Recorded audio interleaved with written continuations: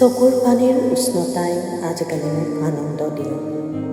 সিহঁত যেতিয়া টপ টপকৈ সৰে, মোৰ মনত পৰে তোমাৰ দুভৰিৰ জুনুকা, যেন তুমি এইমাত্ৰ পাৰ হৈ গ'লা কাষেদি।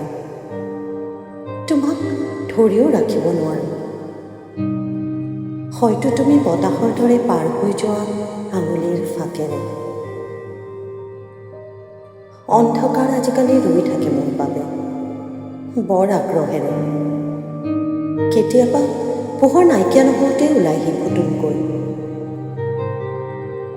শক্তি দিয়ে জীয়াই থাকিবলৈ, কান্দিবলৈ আৰু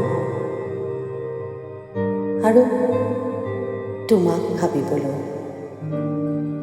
হেঁপাহ কঢ়িয়াবলৈ।